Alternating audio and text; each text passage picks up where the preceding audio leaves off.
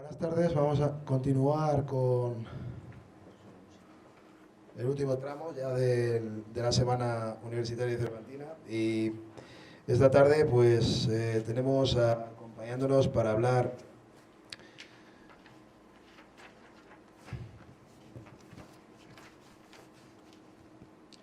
sobre el Quijote, lógicamente, y sus estudios a alguien que a mí me lo presentaron en la primera oportunidad, el alcalde, por un libro en el cual, pues, en una de sus partes, que se titulaba, quiero recordar, Jesús, corrígeme, la verdadera ruta, no, la verdadera, la única y verdadera ruta de Don Quijote de la Mancha, y bueno, pues lo que hablaba es del tiempo, sobre todo el tiempo del Quijote, pero curiosamente en la última de casi en la última de sus hojas, pues comentaba que Quero podría ser el lugar. Bueno, a raíz de ahí, ese libro quedó en las manos del alcalde, también había caído antes en las de Alfonso, y se te citaba literalmente en su estudio.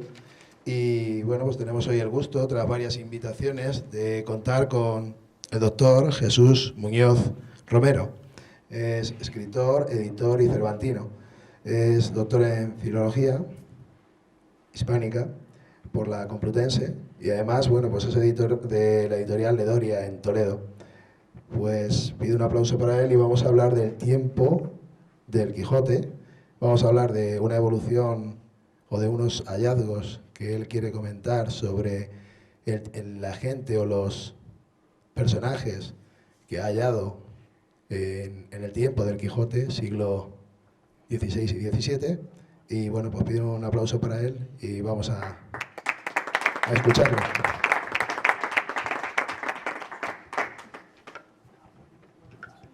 En primer lugar, quiero dar las gracias a la organización por haberme invitado. El año pasado también lo hizo, pero no pude asistir porque tenía un compromiso ya adquirido previamente. Pero este año, que se ha repetido la invitación, pues yo acepté inmediatamente y es un placer estar aquí. Seguramente la invitación partió, en efecto, como ha dicho Víctor, por la publicación de un libro que, si no recuerdo mal, la hice en el año 2001. El título es largo, lo hice a propósito como remedio de muchos títulos de la época. A ver si yo consigo acordarme. La única y verdadera ruta de Don Quijote, en que se desvela la fecha exacta de tan descomunal aventura, con otros adornos y metáforas de gran conocimiento. Ese era el título completo. Conoció una segunda edición en el año 2005, coincidente por tanto con el centenario de la primera parte del Quijote, y una tercera en el año 2015, coincidente entonces con la publicación de la segunda parte.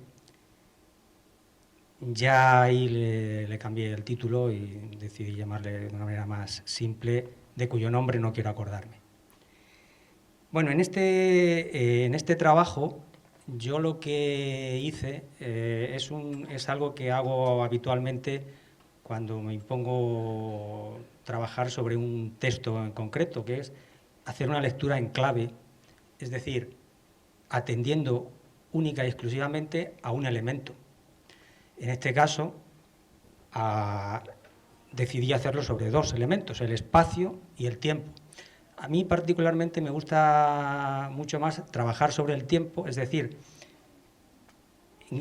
qué tiempo, qué tiempo natural, qué tiempo textual, en qué tiempo textual se desarrolla una obra concreta. Bueno, esto en teatro, precisamente en la época de Cervantes, Lope de Vega lo cambió totalmente y fue muy criticado el cambio de las reglas que venían de la tragedia griega, aunque se ahorque el arte, decía Lope de Vega. Bueno, entonces ese trabajo de estudio del tiempo interior, del tiempo textual, y si eso tiene alguna incardinación con el tiempo histórico. Es un trabajo que me interesa, entonces consiste simplemente en ir anotando todas las especificaciones relativas al tiempo que aparecen en el texto. Bueno, yo lo hice, como digo, sobre el espacio y el tiempo, y al tratar sobre el espacio pensé que era una cuestión mucho más llamativa, y atendiendo pues a itinerarios de la época, como el itinerario de Villuga, libros de viajes, como el viaje por España de Andrea Navallero, etcétera.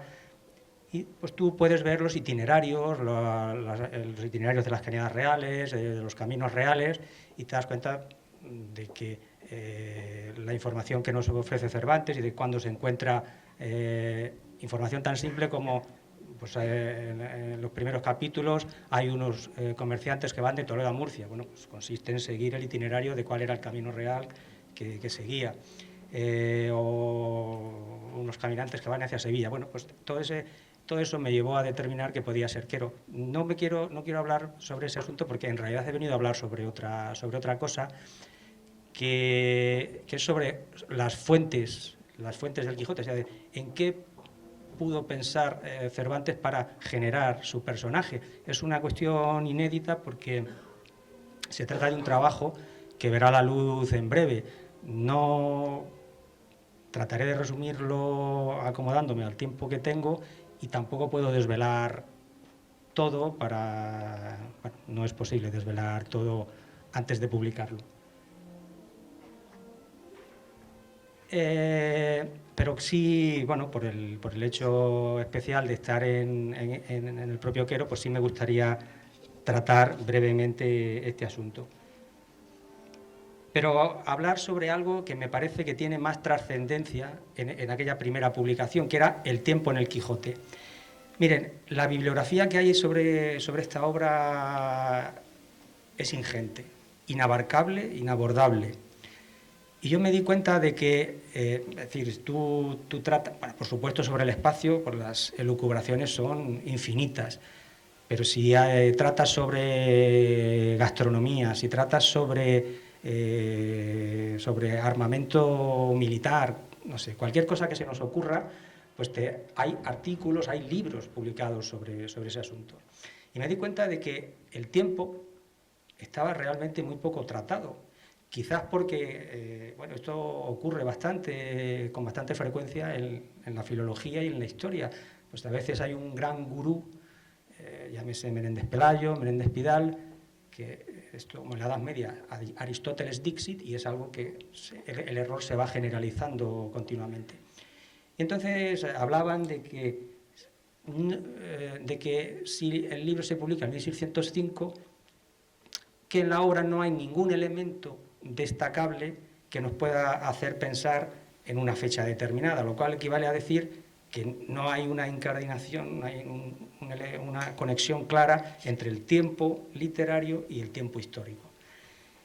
Y yo, cuando hice ese trabajo, me estaba dando cuenta de justo lo contrario. Y entonces, bueno, es una cuestión larga de explicar, pero he tratado de resumirlo lo máximo posible para que vean ustedes cómo podemos llegar a una conclusión muy concreta de en qué momento imaginó Cervantes la acción de su gran obra. Bueno, en realidad yo ya lo he desvelado en el primer titular. El primer día de aventuras, bueno, ya está, el 29 de julio de 1588 era viernes. Bueno, Cervantes, hay un momento en los primeros capítulos, cuando sale en su primer día de aventuras, se nos dice: una mañana, antes del día, que era uno de los calurosos del mes de julio, acertó a ser viernes aquel día. Bueno, este es un elemento que tú tomas nota, y cuando tienes los miles de ejemplos que a lo largo del libro él va anunciando, pues llegas a esa conclusión. Bueno, tenemos un dato claro que nos da Cervantes, no hay otra opción. Es cuando está en Sierra Morena, escribe una carta que da a Sancho para que la lleve a Dulcinea. Y entonces él dice: fecha en las entrañas de Sierra Morena a 22 días de agosto de este presente año. No nos dice qué año, pero sí nos dice que es un 22 de agosto. Bueno, cuando tú has ido tomando nota de todas las veces que amanece, anochece, etcétera, y cuentas hacia atrás, te das cuenta de que el primer día de aventuras, pues efectivamente es el 29 de julio. Y luego, una vez que desde Sierra Morena vuelven hacia el Camino Real, yo lo llamo la venta de Maritornes, bueno, para situarnos claramente, pues donde trabaja Maritornes, pues ahí es una especie de patio de monipodio donde aparecen multitud de personajes. Para mí el más importante y el que revela este dato es el cautivo, Ruy Pérez de Viedma. Y él, en sus diferentes parlamentos, pues va dando datos. Entonces él dice que sale de la casa de su padre, con el dinero de la herencia, su padre reparte la herencia, y sale a buscar fortuna, y entonces dice que marcha al puerto de Alicante, donde se embarca hacia Génova, y allí decide que se enrola para ir a la toma de Alejandría de la Palla, y estando en Italia decide marchar a Flandes. Bueno, este es un dato ya importantísimo, porque eso sí nos permite fechar. Él se marcha con el duque de Alba, es el momento en el que se crea el ejército que va a Flandes, con lo cual ya tenemos una fecha básica, 1567. Nos habla después de que vuelve a Italia y habla del señor don Juan de Austria, acababa de llegar a Génova, que pasaba a Nápoles a juntarse con la Armada de Venecia, que después lo hizo en Mesina. Bueno, evidentemente se está refiriendo a la batalla de Lepanto de octubre de 1571, pues es otro elemento que nos permite. Y al final, cuando termina su narración vital, pues nos dice: este hará 22 años que partí de la casa de mi padre. Bueno, juntando todos esos elementos, pues si tenemos que sale de la casa de su padre en León en 1566, bueno, pues sumen 22 años y nos da 1588. Vamos a ver, pasamos. Igualmente, va amaneciendo, va anocheciendo, va pasando el tiempo, y el último día de aventuras, 6 días después de estos acontecimientos en la venta, pues nos da que el último día es el 28 de agosto de 1588, domingo. Y ahora fíjense qué cosa tan extraordinaria. Yo ponía ahí 29 de julio de 1588, viernes. Fue viernes. Históricamente fue viernes. Y el 28 de agosto de 1588 fue domingo. Entonces, claro, cuando te das cuenta de esta cuestión, te preguntas, ¿y esto Cervantes se tomó la molestia? Pues claro, ahora con Internet esto es muy sencillo. Yo quiero hacer una novela ambientada en el año 2001. Pues es muy sencillo. Acudo a Internet y puedo obtener la información. Bueno, Cervantes, no sabemos exactamente cuándo empieza a trabajar sobre su obra, pero bueno, vamos a poner 1600. Pues tiene que pensar en acontecimientos de 12 años atrás y los sitúa tan concretamente en qué día y que ese día fuera real. Entonces, bueno, se tomó muchas molestias. La pregunta siguiente me parece evidente. ¿Y eso tiene algún sentido? ¿Tuvo algún sentido para él? ¿Tiene algún elemento que nos pueda hacer entender mejor la obra? Y entonces yo me respondí que sí, que podía tenerlo. ¿Qué acontecimiento histórico ocurrió exactamente en esos días? La empresa de Inglaterra. La empresa de Inglaterra no es ni más ni menos que las tropas españolas se fueron a conquistar Inglaterra. Bueno, Cervantes, una vez que vuelve de su cautiverio, después de que está en Lepanto y de volver de su cautiverio, se enrola. Su trabajo consiste en recaudar impuestos para formar esa gran armada que va a conquistar Inglaterra. Pero esto no fue una cuestión fue una gran operación de marketing organizada por Felipe II y quienes estaban a su alrededor, hasta el punto de que Lope de Vega, por ejemplo, también se embarcó en ese proyecto. Bueno, yo diría que por fortuna enfermó y fue a Lisboa, que fue de donde partió lo que llamaban la Felicísima Armada. Bueno, no enfermó y no se embarcó, porque bueno, imagino que lo conocen, el desastre fue absoluto.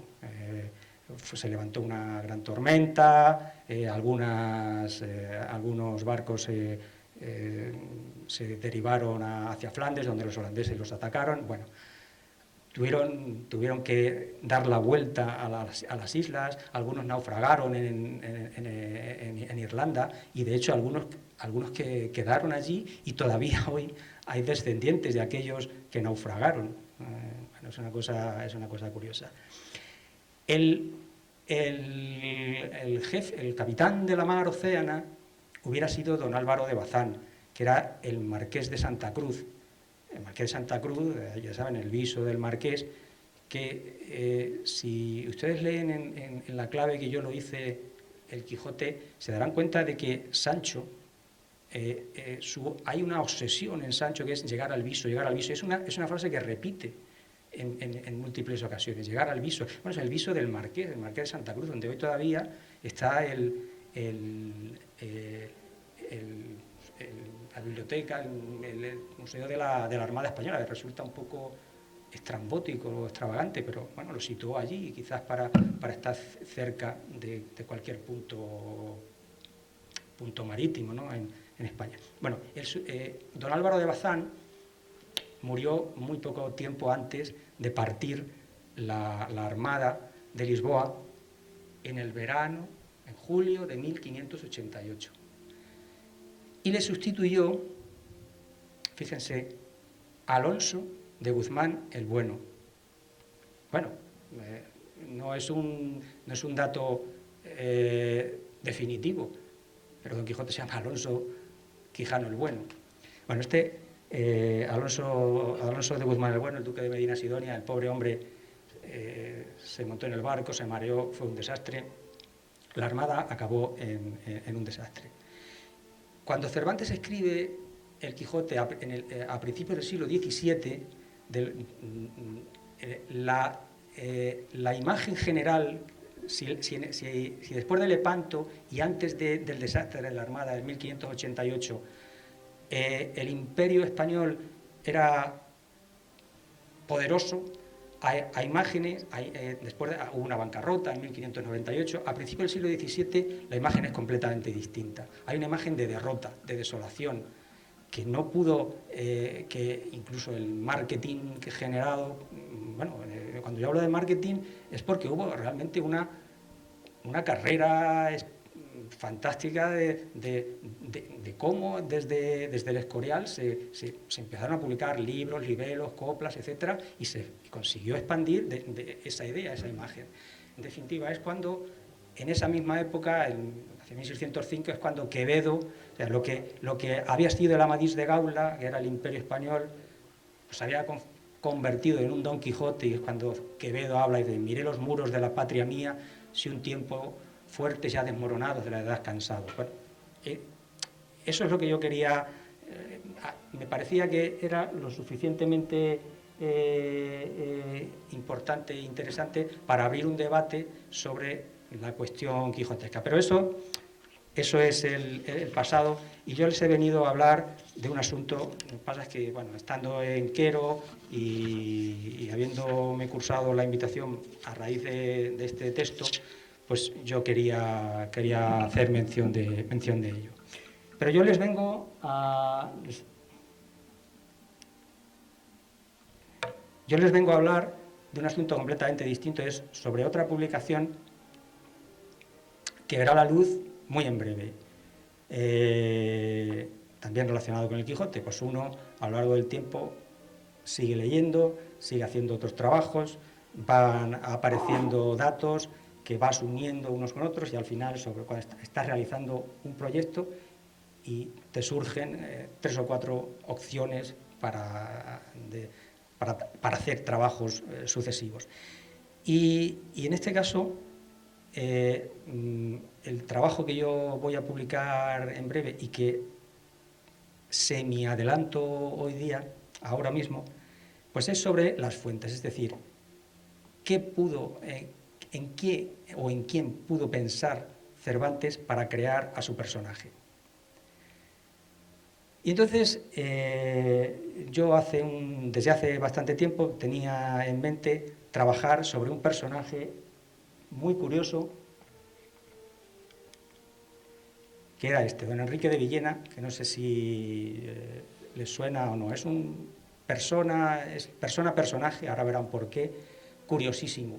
Bueno, sobre Enrique de Villena, y sobre otro contemporáneo que se llamaba Don Suero de Quiñones.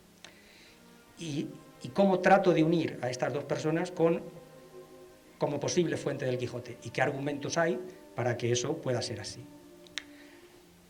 Bueno, en primer lugar, Enrique de Villena está a caballo, siglo XIV-XV. Nace en 1384, muere en 1434, es decir, vive 50 años. Por lo tanto, su quehacer vital, por el que hoy día lo podemos seguir conociendo, está principalmente en el primer tercio del siglo XV. Bueno, lo llamo Enrique de Villena cuando realmente su nombre era Enrique de Aragón. El nombre de Enrique de Villena en realidad le viene de un equívoco que surge en su propia época, porque su abuelo fue marqués de Villena, él no lo fue nunca. Entonces, Enrique de Aragón, Enrique de Villena, marqués de Villena, y ha pasado la historia como marqués de Villena cuando él nunca fue marqués de Villena, ni se llamaba realmente Enrique de Villena. Bueno, Enrique de Villena es un personaje, fue en su vida muy, muy, muy conocido. Fíjense qué particularidades tenía. Era noble, es decir, de sangre noble. Nació en un pueblo de lo que hoy es provincia de Cuenca, Torralba, y por sus venas corría no solamente sangre noble, sino sangre real. Él era descendiente del rey Jaime II de Aragón. Entonces, claro, como personaje noble y personaje real, debiera haber acometido grandes empresas de armas, haber estado señalado cerca de la corte y aparecer en documentos, en crónicas. Bueno, aparece, pero aparece de una manera muy discreta. Por una razón muy simple, primero porque tuvo muy mala suerte en su vida, ahora veremos, y segundo porque es un personaje muy especial, porque deploraba toda la vida material, digamos. Él se consideró fundamentalmente un intelectual y así se posicionó ante sus contemporáneos y así realmente pasó a la historia. Y pasó a la historia de una manera deformada porque, de hecho, si hoy día lo conocemos, y bueno, esto es muy simple, tanto como utilizar Google y poner Enrique de Villena, pues verán que lo primero que sale en relación a él es nigromante, mago. De algún modo lo fue, pero sobre todo eso es importante con lo que ahora trataré para relacionarlo con Cervantes, porque Cervantes también conoció ese aspecto de Enrique de Villena. Pero Enrique de Villena fue mucho más, y ese mucho más también estoy convencido de que lo conoció Cervantes porque hay elementos para certificarlo. Se conoció en el siglo XV, su leyenda se aumentó en el siglo XVI, llegó al primer tercio del siglo XVII, que fue lo que conoció Cervantes, muy aumentada, y se mantuvo durante el resto del siglo XVII, siglo XVIII, y se recuperó en el siglo XIX, donde aparecen por primera vez sus obras publicadas, algunas, porque de hecho todavía hay obras inéditas sobre él, manuscritas en la Biblioteca del Escorial y en la Biblioteca Nacional. pero sobre todo es recuperado, bueno, ahora diríamos puesto en valor, valorado, por autores muy prestigiosos, como Pascual de Gallangos, como Menéndez Pelayo o como Emilio Cotarelo, que lo vuelven a tratar sobre su nombre. Bueno, pues yo el año pasado, al final, hacia octubre o por ahí, en una colección se titula Biblioteca de Autores Toledanos, pues publiqué el texto de uno de sus libros más conocidos y reconocidos, que es el Arte Cisoria. Él en realidad lo tituló Tratado del arte del cortar del cuchillo, es decir, tratado de cómo cortar los alimentos con un cuchillo, que podríamos decir que es propiamente el primer libro de cocina escrito en lengua española, digo española, en lengua castellana, pero si englobamos catalán, castellano, gallego, etcétera, pues es el primer libro escrito en cualquier lengua romance en España. Hay está considerado como primero un libro de 1525 de Ruperto de Nola, titulado Libro de guisos, manjares y potajes, intitulado Libro de cocina, es de 1525 y está considerado como el primero. Bueno, en 1424, es decir, 101 años antes, don Enrique de Villena escribe el Tratado del arte del cortar del cuchillo, que realmente es un libro de cocina, aunque hoy es conocido como Arte Cisoria, y así es como yo lo publiqué. Bueno, pues cuando estaba trabajando sobre este texto es cuando me di cuenta de las posibles relaciones que podría tener con la génesis con Cervantes y con la génesis del Quijote. Y yo, antes de ver esas conexiones, claro, tengo que introducir su quehacer vital. Ya he dicho que era un personaje de sangre noble. Pongo ahí al principio don Alonso. Don Alonso de Aragón fue su abuelo. Tengo que hacer relación a él para que vean la importancia del personaje. Quizás fue la persona más importante e influyente en su vida, mucho más que sus padres, ahora explicaré por qué. Bueno, don Alonso era un caballero aragonés, por supuesto, pues, igualmente entronca con la línea real del rey Jaime II de Aragón. Las relaciones entre el reino castellano y aragonés eran muy, muy, muy fluidas, intercambio de personajes, iban, venían. Y él se posiciona en la guerra civil entre don Pedro el Cruel o Pedro el Justiciero, como ustedes prefieran, y Enrique de Trastámara, el que luego fue Enrique II de Castilla. Hay una lucha fratricida. Él se posiciona, don Alonso, a favor de don Enrique. En la batalla de Nájera, que es la batalla principal de esta guerra, pues él lucha a favor de don Enrique. Y bueno, él como personaje, ahí pongo de 1366, bueno, como una fecha en la que él, en torno a esa fecha, pues él consigue sus grandes prebendas, ¿no? Es nombrado conde de Gandía, ahí pone conde de Gandía, es conde de Denia, duque de Gandía.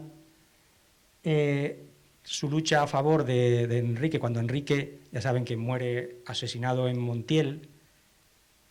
Bueno, no sabemos si de manos del propio, o sea, que don Pedro el Cruel muere asesinado, no sabemos si de manos del propio Enrique II o de un, llamaríamos ahora sicario, Bernard du Guesclin, que ha pasado a la historia por esa frase suya, ni quito ni pongo rey, pero ayudo a mi señor. Bueno, pues en esa tienda, en el palenque, pues es donde muere el rey Pedro y hay un cambio de dinastía. Bueno, pues don Enrique de Trastámara, que empezó a llamar, tuvo que pagar naturalmente a todos aquellos que le habían ayudado de alguna forma. ¿Y cómo les ayudó? Pues con títulos, con señoríos. A don Pedro, a don Alonso, lo que le hacen es darle el marquesado, el señorío con título de marquesado de Villena, y en 1382 es nombrado condestable de Castilla. Bueno, el título de condestable es importante. En primer lugar, es la primera, él fue el primer condestable que existió en Castilla. Después de él, pues han venido personajes como don Álvaro de Luna, suficientemente conocido. Siglos después, el título de condestable, que lo podemos llamar válido, pues es el duque de Lerma, es el conde duque de Olivares. Es decir, es la primera autoridad del reino después del rey. Es la cabeza del reino en ausencia del rey. Es el que la primera autoridad militar. Bueno, pues ese era el abuelo de don Enrique de Aragón. Bueno, voy a resumir mucho. A Enrique II le sucede su hijo Juan I, y a Juan I Enrique III, a finales del siglo XV. Naturalmente, su abuelo lleva a la corte a su nieto niño. Digo su abuelo porque no, su padre no pudo. Bueno, no lo pone ahí. Su padre casó con una hermana bastarda del rey Enrique II. Antes he dicho que nació en 1384, bueno, en 1385 murió en la batalla de Aljubarrota, en Portugal. Les sonará el monasterio de Batalla. Bueno, pues es la batalla cuando los castellanos intentan entrar en Portugal, y acabó en desastre. Ahí los portugueses aseguraron su independencia y levantaron lo que hoy día es el monasterio de Batalla, ¿no? Y sin embargo, en esa época, ya de niño, don Enrique de Villena, don Enrique de Aragón niño, se comporta de una manera distinta a lo que hubiera sido normal. No tenía ninguna pretensión guerrera, y ya de niño, pues, por ejemplo, leo un texto de Hernán Pérez de Guzmán en sus Generaciones y Semblanzas. Es importante, Generaciones y Semblanzas son pequeñas biografías de personajes relevantes de la época. Bueno, el hecho de que don Enrique esté incluido ahí ya es un indicio de que fue un personaje muy importante. Bueno, pues, ¿cómo era Enrique niño? Pues él dice: naturalmente fue inclinado a las ciencias e arte más que a la caballería, e aún a los negocios civiles ni curiales. Canón habiendo maestro para ello, ni en alguno lo constreñido a aprender, antes defendiéndoselo el marqués su abuelo, que lo quisiera para caballero, en su niñez, cuando los niños suelen por fuerza ser llevados a las escuelas, él, contra voluntad de todos, se dispuso a aprender. Tan sutil y alto ingenio había, que ligeramente aprendía cualquier ciencia y arte a que se daba, así que bien parecía que lo había por natura. Bueno, hoy sabemos hoy diríamos que fue un políglota. Hablaba, por supuesto, catalán, por supuesto, castellano, y luego hablaba, no hablaba el inglés, como ahora diríamos el inglés. Bueno, no, pero en aquella época lo que se tenía que aprender era latín. Lo aprendió griego, árabe, hebreo, y esto lo aprendió, como dice Pérez de Guzmán, en su tierna infancia.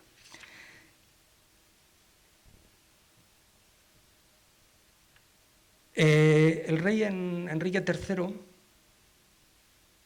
en el año 1402, lo casa con María de Albornoz.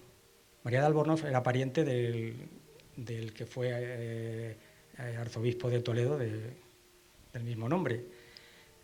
Bueno, según parece, María de Albornoz era la amante del rey. Bueno, él lo casa con... Entre tanto, su abuelo había perdido el favor en la corte, porque a la muerte de Enrique II y la subida al trono de Juan I, había en el testamento se dejaba a 5 caballeros que fueran regentes del reino. Hubo una enemistad entre ellos y él tuvo que salir.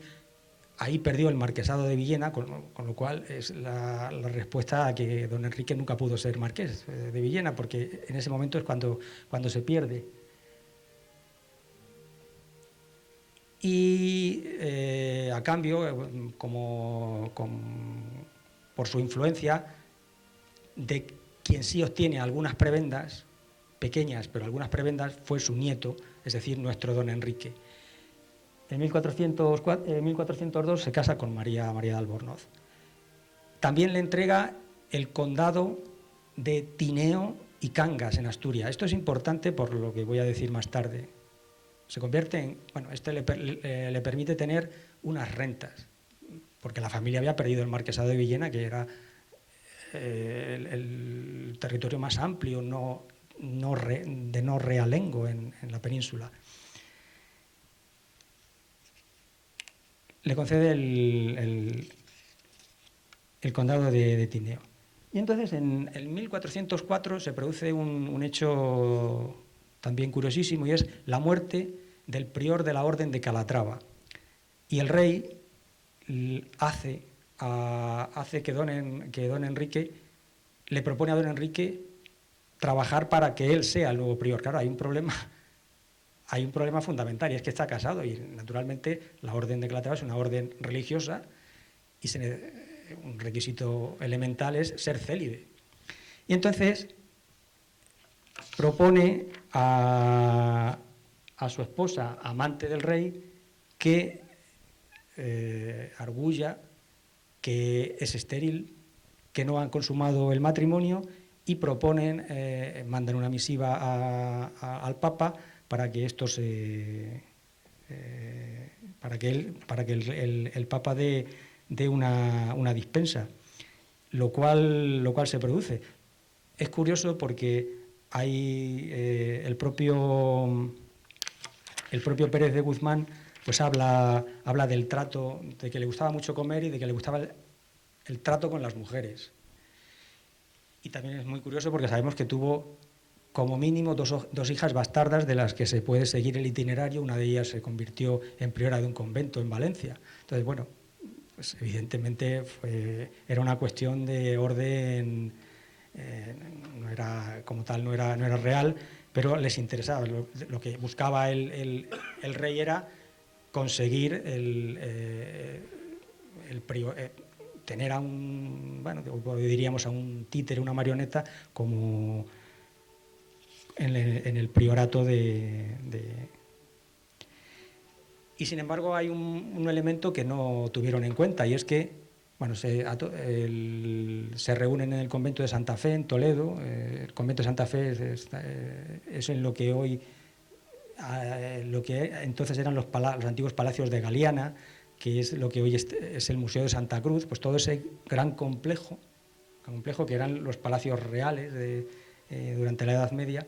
Bueno, pues ahí es donde se confirma como prior de la orden. Pero hay un elemento que no tienen en cuenta, y es que los frailes de la Orden de Calatrava se niegan a aceptarlo como prior, se rebelan contra su autoridad. Y entonces sucede algo, que es que en el año 1406 muere su gran valedor, que era Enrique III, y accede al trono Juan II, que era un niño. Cuando Enrique III accede al trono, en 1390 también era un niño de 11 años. Murió en 1406 siendo muy joven, pero bueno, ya mayor. 1406 como personaje, Enrique III aparece en El Comendador de Ocaña. Recuerdo, representan todos los veranos en Ocaña y lo presentan como un personaje anciano, y bueno, sin embargo murió muy joven. Juan II, voy a resumir mucho. Juan II su sucesor ya no es valedor de don Enrique. Y entonces se encuentra en 1407 que es un personaje que ya no tiene, naturalmente, para ser prior ha tenido que renunciar no solo a su mujer, sino ha tenido que renunciar también al condado de Tineo y de Cangas, con lo cual se encuentra, hoy diríamos, prácticamente en la calle. Y lo que decide es, en 1407, pues con su amigo Fernando de Antequera, pues decide acompañarlo a Andalucía para la reconquista avanza, y Fernando de Antequera en ese momento de hecho pasa a la historia como Fernando de Antequera, porque en ese momento su gran logro fue la conquista de esa ciudad musulmana. Y cuando él está acompañando, él se quedaba en los Reales Alcázares de Sevilla ejerciendo una labor cultural. En ese momento, en 1410, muere, es un elemento importante, el rey Martín el Humano en Zaragoza, y muere sin descendencia. Entonces se plantean 4 opciones. Una de ellas sería la de su abuelo, don Alonso. Otra de ellas sería la del propio Fernando de Antequera. Y otras 2 más estrambóticas, la del conde de Urgel y otro de un personaje siciliano. Bueno, con lo cual él podría haber sido rey de Aragón, y sin embargo era íntimo amigo de don Fernando de Antequera. Bueno, se reúnen unos jurisconsultos, deciden que Fernando sí puede ser candidato y en 1412 lo que hoy se conoce como, lo que se conoce como el compromiso de Caspe, pues nombra a don Fernando como rey de Aragón.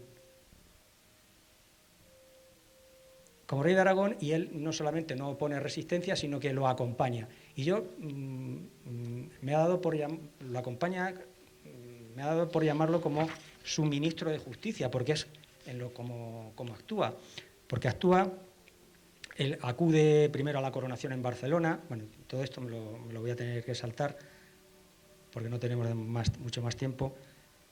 Él allí, en Cataluña hay una conexión con Provenza, con el sur de Francia, y allí con la poesía provenzal, él reactiva todo este itinerario.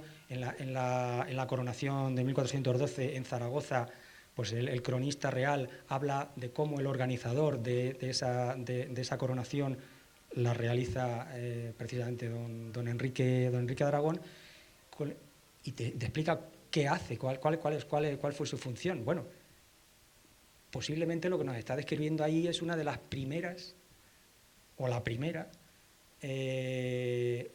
forma teatral escrita en la península. Lo que pasa es que todo eso se ha perdido.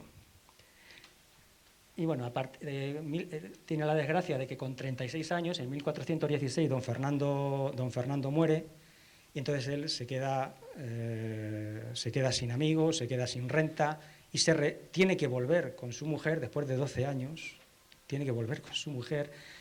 tiene un pequeño señorío pues en la provincia de Cuenca, en Torralba, Iniesta, muy poco patrimonial.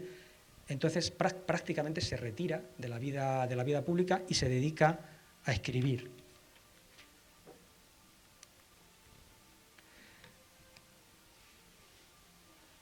Bueno, él escribió una primera obra, que es El arte de trobar, que es una de las obras que hoy día se pueden comprar en una librería todavía, está publicada. Escribe los 12 trabajos de Hércules en 1417, que es otro libro que también está publicado. Y luego escribe por encargo, porque personajes de la corte le encargan textos sobre asuntos que a ellos les afectan. Por ejemplo, pues el Tratado de la Fascinación, que es un tratado de magia, de ahí posiblemente viene su fama de nigromante. Se llama Tratado de la Fascinación o del ahojamiento, es decir, sobre el mal de ojo, cómo corregir el mal de ojo. Tratado de la Consolación, bueno, pues es un personaje de la época cortesano, Diego de Valera, le encarga un trabajo sobre parte de su familia, había muerto de peste, entonces pues como el arte cisoria, que también es otro trabajo de encargo. El cortador mayor era bueno, no tengo tiempo, pero era un trabajo cortesano muy, muy importante, hasta el punto de que, bueno, cuando hablamos de camarero era el que estaba en la cámara real y vestía al rey, pues el cortador era el que le preparaba los alimentos y se los daba y los probaba para evitar envenenamientos. Y luego, bueno, pongo en 1428 la Eneida, Divina Comedia. Estos son traducciones. Es muy importante porque nos está dando los primeros atisbos del Renacimiento. Está, igual que en las obras anteriores, habla sobre temas de medicina y demás, pero basándose en fuentes clásicas, grecolatinas, musulmanas, hebreas, pues aquí lo que está traduciendo es directamente del latín.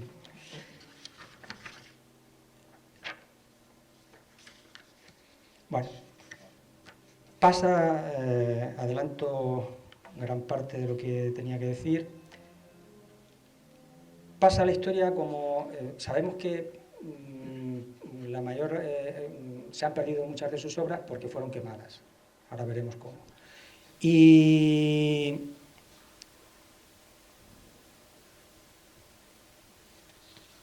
pasó a la historia, y ese fue el conocimiento que él tuvo Cervantes en parte. Pues miren, como nigromante, miren, voy a leer, por ejemplo, un texto de Rades de Andrada del año 1572, crónica de... No, prefiero leer un... Vamos a ver. Miren, hay un documento del siglo XV que se titula Carta de los 20 sabios cordobeses a don Enrique de Villena, y dice: en las maravillas de natura, que no sin causa todos los que trabajan en las transmutaciones debían de andar con la lumbre de vuestro consejo. Bueno, pues esto dice: recordándonos bien cuando ante nosotros hicisteis descender las palomas que pasaban por el aire volando, y las tomábamos a nuestro placer las que queríamos, dejando las otras por virtud de palabras, e hicisteis envermejecer el sol, así como si fuese eclipsado con la piedra heliótropa. Y nos contasteis cosas por venir que después habemos visto, como con la piedra chelonites, y vos escondisteis de nuestra vista con la hierba andrómeno, y congelasteis y fijasteis el mercurio con la salsedumbre de las aguas.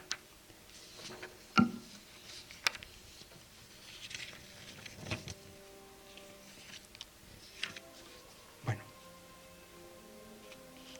como digo, cuando muere en 1434 y el rey Juan II decide revisar su biblioteca, su inmensa biblioteca. Piensen que todos sus libros eran manuscritos y eran carísimos en la época. Bueno, pues este hecho, que puede parecer baladí, pues a un autor como Juan de Mena, en El laberinto de Fortuna o Las 300, pues una de las grandes obras de la literatura española, en las coplas 126 y 127, por ejemplo, dice: aquel que tú ves estar contemplando el movimiento de tantas estrellas, la obra, fuerza, la orden, la obra de aquellas, que mide los cursos de cómo y de cuándo, y hubo noticia filosofando del movedor e de los conmovidos, e fuego de rayos, de son de tronidos, y supo las causas del mundo velando, aquel claro padre, aquel dulce fuente, aquel que en el cástalo monte resuena, es don Enrique, señor de Villena, honra de España y del siglo presente. Oh ínclito sabio, autor muy ciente, otra y otra vez yo lloro porque Castilla perdió tal tesoro, mal conocido delante de la gente. Bueno, me salto todo lo demás. ¿Qué relación establecemos entre Cervantes y don Enrique de Villena? Bueno, lo primero es que el hecho de que Juan de Mena, de que Pérez de Guzmán, de que el Marqués de Santillana, que también lo menciona y trata sobre él y habla sobre su amistad, todas estas obras Cervantes pudo conocerlas. Esto era sobre el personaje culto Enrique de Villena o Enrique de Aragón. Pero la fama de don Enrique de Villena en el siglo XV y en el XVI se afirma como personaje nigromante, como mago, y eso entra en el folclore, y eso también lo conoció Cervantes. Y eso tenemos la certeza de que lo conoció, porque Cervantes escribió un entremés que se titula La cueva de Salamanca, y la leyenda de la cueva de Salamanca está vinculada directamente, o sea, el personaje referente es el Marqués de Santillana. Pero además sabemos que esto no lo conoció Cervantes por casualidad, y no solo él. En el folclore era algo tan conocido que, bueno, cito algunas, las más importantes contemporáneas a Cervantes. Bueno, pues hay la cueva de Salamanca de Ruiz de Alarcón. Ruiz de Alarcón fue amigo de Cervantes desde el año 1606, se encontraron en Sevilla. Bueno, pues Ruiz de Alarcón se cree que en 1620 es donde obtiene la licencia, pero posiblemente lo escribió antes, escribe la cueva de Salamanca, donde el protagonista es el Marqués de Santillana. Perdón, el Marqués de Villena. Se representó en Palacio, además, el 9 de julio de 1623. En 1640, Rojas Zorrilla, que es el que da nombre al Teatro de Rojas de Toledo, pues escribe otro título que es Lo que quería ver el Marqués de Santillana. Luego 6 autores, Juan de Zabalet, Antonio Martínez, etcétera, escribe otra obra que es El rey don Enrique el enfermo. Y hay elementos en estas obras que luego aparecen también en el Quijote, como en el capítulo 62 de la segunda parte, la cabeza parlante de Antonio Moreno, pues esto aparece ya en estas obras. Hay un elemento fundamental, y es lo que yo hablaba de la quema de los libros que el dominico Lope de Barrientos hace, y que queda recuerdo en toda la época, y queda recuerdo durante el siglo XV y XVI. Bueno, pues nos recuerda mucho al escrutinio de los libros de Don Quijote. Dice Juan de Mena: perdió tus libros sin ser conocidos, y como exequias te fueron ya luego unos metidos al ávido fuego y otros sin orden no bien repartidos. Y bueno, luego hay un elemento que es el que me gustaría conectar, y por falta de tiempo no voy a poder hacer, que es la última obra de 1434, que es curiosísima. Es lo que otro caballero, el que mencionaba al principio, don Suero de Quiñones, era un personaje estrambótico y extravagante, en 1434 precisamente le pide ayuda a don Enrique de Villena para que le aconseje sobre cómo atenuar el amor que siente por su dama. Y él escribe su última obra, que es esta misma. Y ese mismo año, el año 1434, es cuando tiene lugar lo que se conoce como el paso honroso de don Suero de Quiñones, que es él convertido como caballero andante, se sitúa en el puente de Órbigo, en pleno camino de Santiago, en año jubilar, desde mediados de julio a mediados de agosto del año 1434, con 10 caballeros. Me lo voy a saltar todo,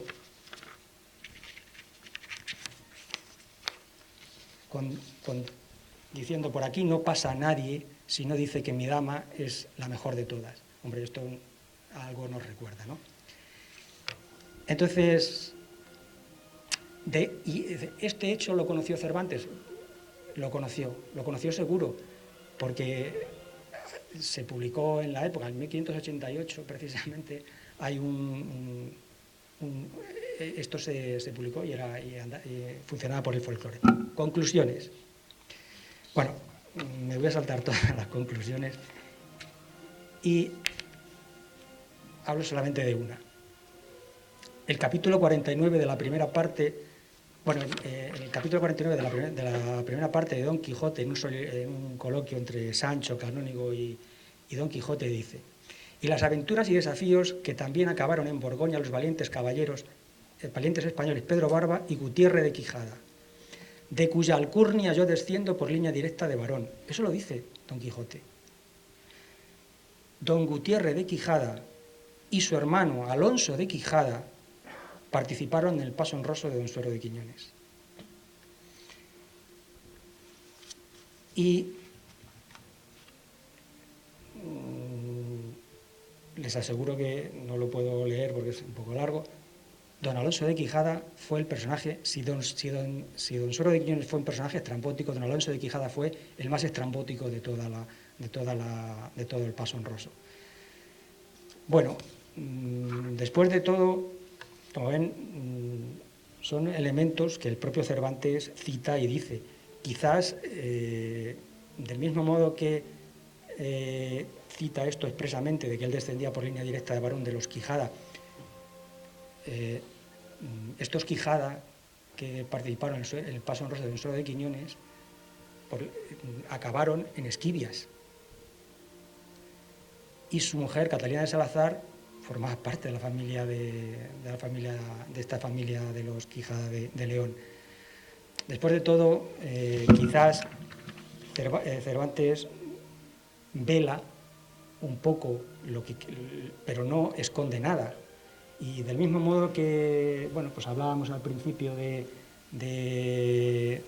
Quero como posible nombre del lugar de Don Quijote, y simplemente lo que nos estaba haciendo era una asimilación, que es una figura retórica de cuyo nombre no quiero acordarme, pues a lo mejor también nos estaba diciendo cuáles eran las fuentes de su personaje. Bueno, no lo puedo desarrollar más. Les emplazo en este caso a que compren el libro cuando salga, que saldrá en breve, donde todo esto se explica mucho más extensamente. Bueno, muchas gracias.